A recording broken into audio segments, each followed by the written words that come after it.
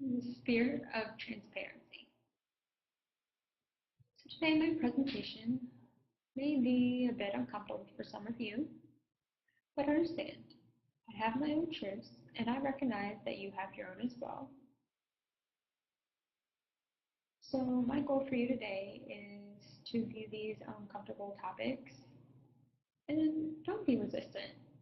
I know that's hard, but I would like you to be open-minded to these uncomfortable topics.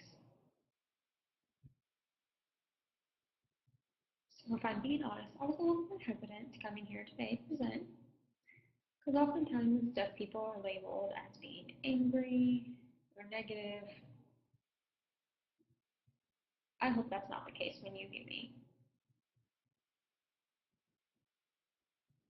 I'd just like you to analyze the situation and want you to know that I always respect your opinions and I hope you respect mine as well.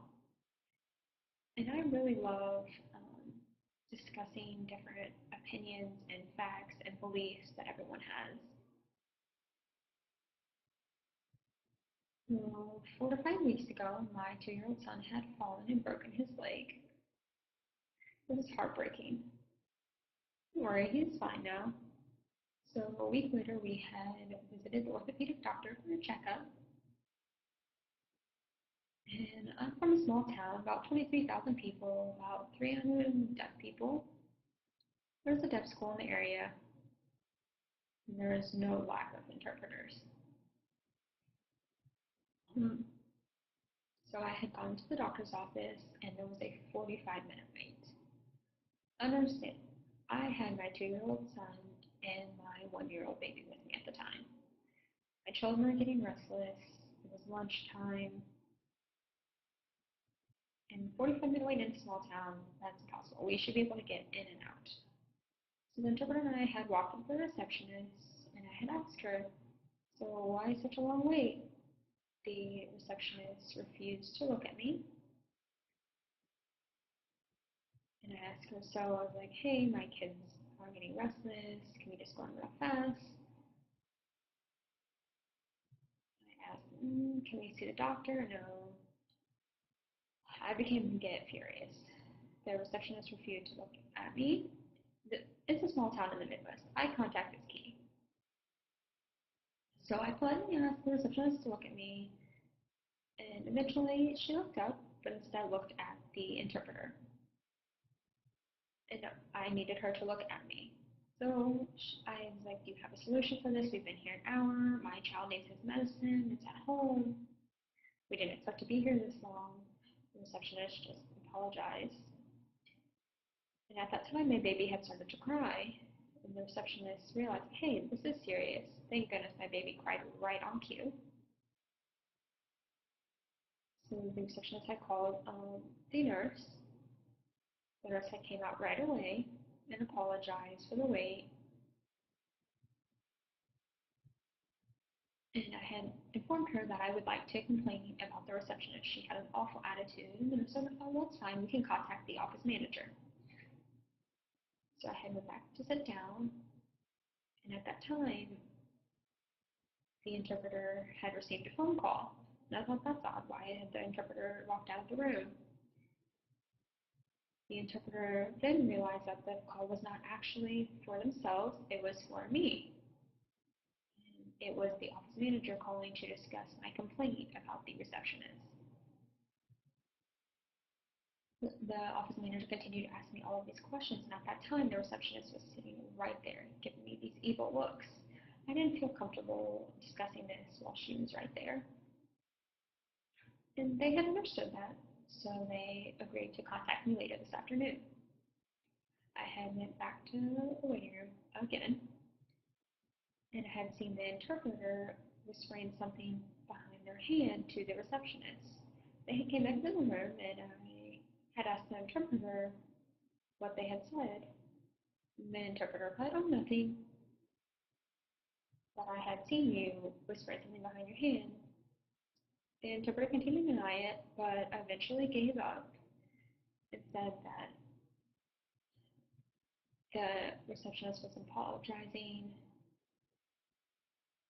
and I had, well, the receptionist, oh no, it's fine. But that's not okay. It wasn't okay for me. It was not okay for the interpreter to decide for me. And why would that interpreter not direct that communication towards me rather than handle it themselves? So I understand that interpreter is great. I would work with them again. It was just that specific situation. But that got me thinking about the word disempowerment.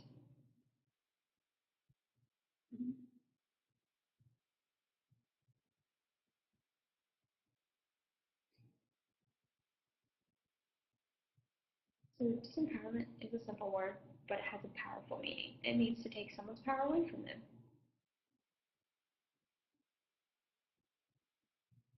So for you as interpreters, you have this delicate line that you must balance personality, culture, and language, all while interpreting. So, and I understand that.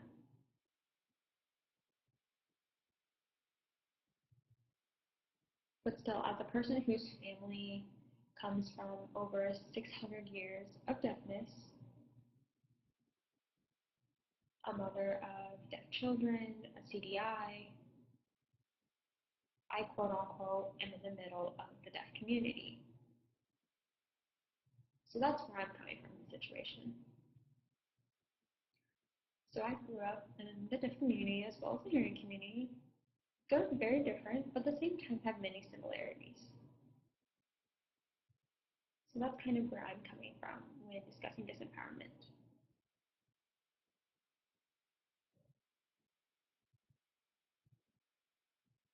There are two kinds of disempowerment.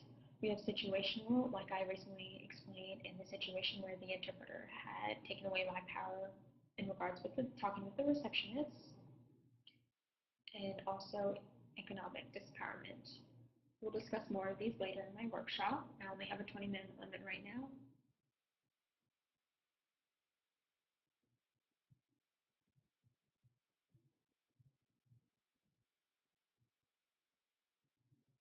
So I'm going to share an example of situational disempowerment. I'm going to go back to when I was 13 years old. I had an awful perm at the time. I had gone to a public high school. That public high school, about 80 deaf students, plus 8 full-time interpreters. And of course, none of them was certified. I had taken a theater class at the time. There were 3 other deaf students in that class, as well as myself, and about 25 to 30 hearing students.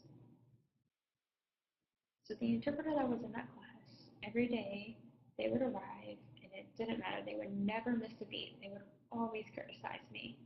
That class was the first hour of the day, so it would just start my day off on a really negative note.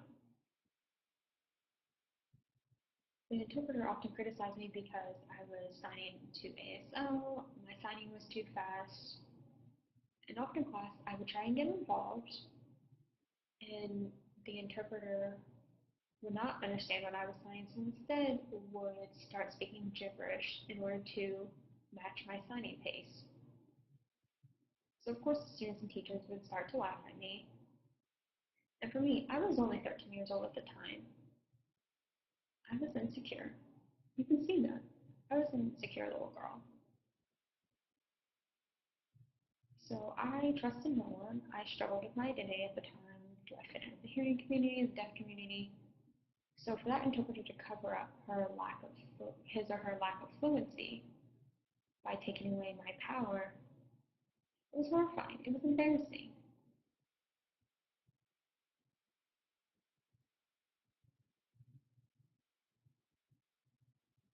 So to this day, whenever I meet another person, it never is a deaf person, it's always a hearing person, they'll comment on my signing and say how fast it is. And automatically, for a brief moment, I will go back to that situation when I was 13. I'm over it now, but it still carries that with me. So interpreters should never disempower someone for their own lack of fluency.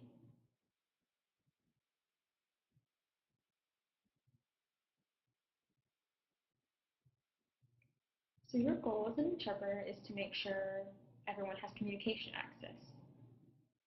It's not disempowerment. So just keep that in the back of your mind at all times.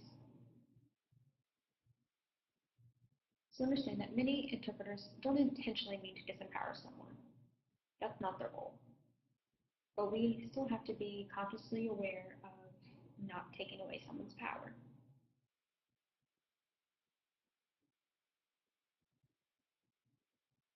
So in history, we often hear different examples of hearing people, interpreters, people in general taking advantage of deaf people. Even deaf people take advantage of deaf people in the community. And this is going to be an example of economic disempowerment. There's many example stories of hearing people pretending to be deaf to get out of a ticket, or hearing selling ABC cards. It's happened many times in the past, not as often now, but it still happens. So Holly Daniels, the woman here, this is a true story. I'm not exaggerating. In 1997, Saturn, the car company, had produced and sent out different ads, both in print and on television, about their cars. And the advertisement had focused on real people and real car owners, and emphasized that not actors were the ones who would buy these cars. So Holly was on one of the ads in 1997, and something just didn't feel right. She claimed she was deaf, but I just had this gut feeling, so I had called Saturn, and they would assure me no, she is actually deaf. So time went on, and I had written a complaint letter to Saturn. I'll discuss more of this later as well, but I had written this complaint letter because one of her signs on the ad just didn't seem right. And I had received a lot of negative feedback and backlash regarding my letter that I had sent. So many things happened up to in this process, and I found out that she was actually hearing, and she was an educational interpreter. So this was all over the media that this lady was deaf, and meanwhile she was not an actor. So I eventually got the chance to meet up with her, and I asked her, "So are you hearing or are you deaf?" And she was like, "Oh, I'm deaf. I have a twin sister, and everyone confuses her with me. She's hearing and I am deaf." And I was like, okay, so can you prove this? And so I asked her to fax me a birth certificate, and I eventually found out that the birth certificate was false. So the point of all this is that after all of this, she had finally came clean and admitted that she was indeed hearing and she had lied. She had received $75,000 for this ad, but understand that she was only allowed to keep $10,000 of this. The rest Saturn had taken away from her. And I had asked Saturn, were they going to pursue legal action? And they said no, because the consequences outweighed the pros. And she is still a working interpreter. She has never apologized to the deaf community or the interpreting community to this day. So things like this happen. So disempowerment taken away from the deaf community.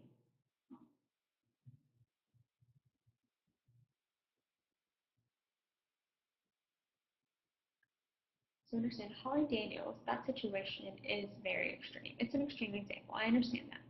But it happens every day in smaller scenarios. So, how many ASL teachers are here in America? There are thousands. And how many of those are deaf? I don't know the exact statistics on this, but not that many. And how many baby sign language teachers are certified? Very far and few between. I had contacted a company, but they did not respond exactly with specific numbers. I would assume a very small percentage, maybe 20%, are qualified. I had read an article once about baby sign language saying there was 700 hearing baby sign language teachers. 700. That was now 5 to 6 years ago. So I don't know the exact numbers now. How many interpreter programs are there with deaf teachers? There are only about 20 to 25 programs altogether. So what's wrong with this picture here? Um, but to be fair,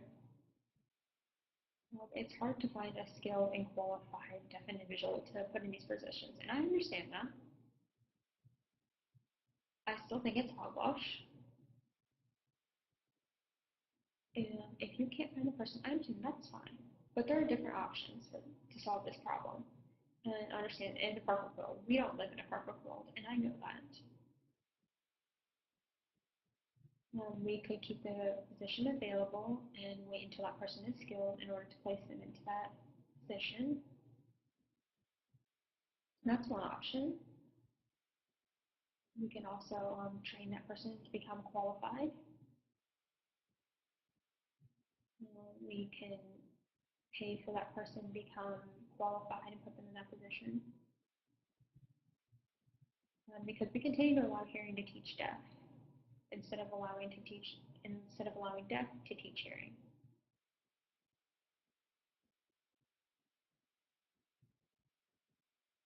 So by hiring deaf people into specific positions, we're helping support deaf economics.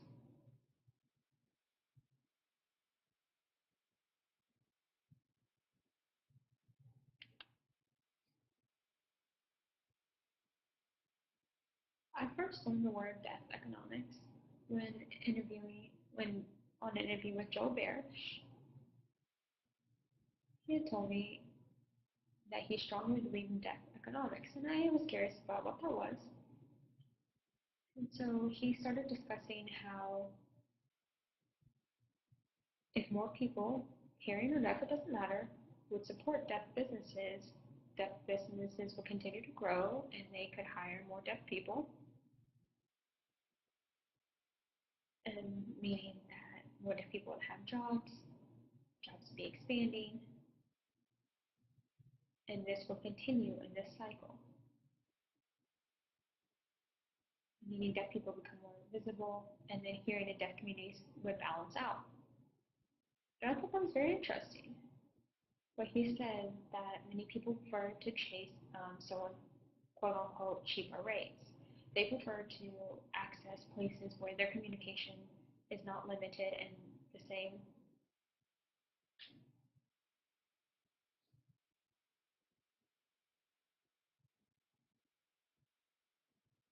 So in 2001, I had attended an RID conference in Orlando. It was the perfect place for a conference. It was a pool, I could swim. I had gone to this conference. I was sitting outside with an interpreter. She was my friend. We were sitting there enjoying the view and everything, and there was many different interpreters there, some sign, some voicing, and I looked around and I thought, these people are all making money off my language. My friend had started to laugh and hit me and told me, shh, well, you'll piss them off. And I thought about this. Years later, I was like, why would I piss them off? It's true. I'm deaf. I make money off two languages, ASL and English. I make money off my language. I run a writing company. I'm an ASL teacher, and I work as a deaf interpreter.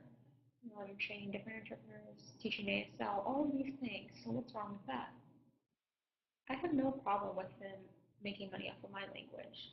But understand there is always another side to this. It's important that if your goal is to make money, that's not okay.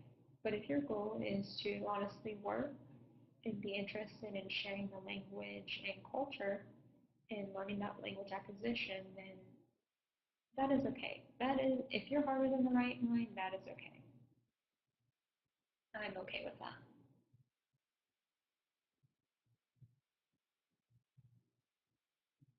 So with that being said, employment rates are down and deaf employment rates are even further down. But at the same time, interpreting rates are rising. So I recognize interpreter certifications. People are trying to learn ASL more and more now. So why is it okay for us to disempower people? So Lydia Callis will discuss more on this afternoon. I'm not going to say whether she was right or wrong in what she did, but I wish she would have used her fame to tell people maybe you should kind of ask the deaf community, um, and directed the media towards the deaf community rather than her speaking on her own. And so I want to just kind of look at this and how you cannot disempower someone.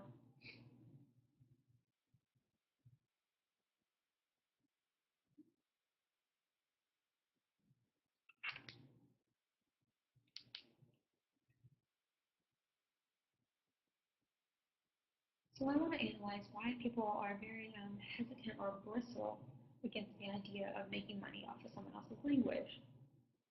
So there are teachers, rehab professionals, all these people make money off of languages.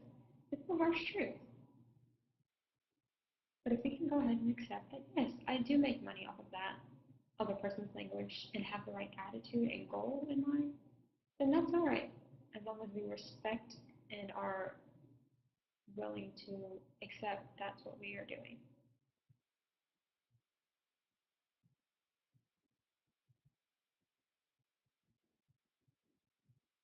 So we'll discuss more of this later this afternoon.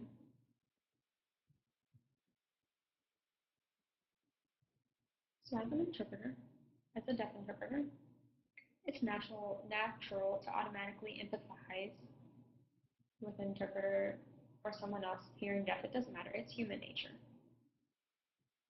So that interpreting situation I explained earlier with my son, understand that interpreter did feel bad, but they could have talked to me.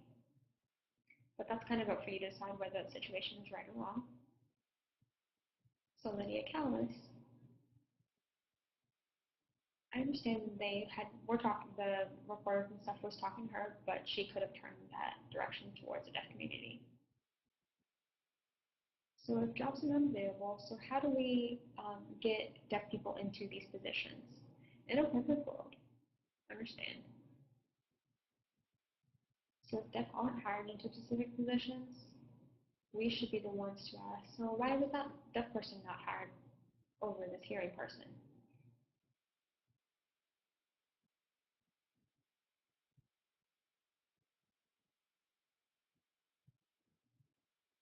So remember that individuals are upset or angry or tend to separate themselves from the group. Often for myself, speaking up for myself, there's specific trigger points in communication access that might irritate a deaf individual. For example, the interpreter had spoken behind their hand with the receptionist. That was a trigger point for me. But imagine in general having all this anger build up, and eventually being labeled as angry. Um, one should kind of think back. So, did I have anything to do with this situation, or did someone else interrogate them?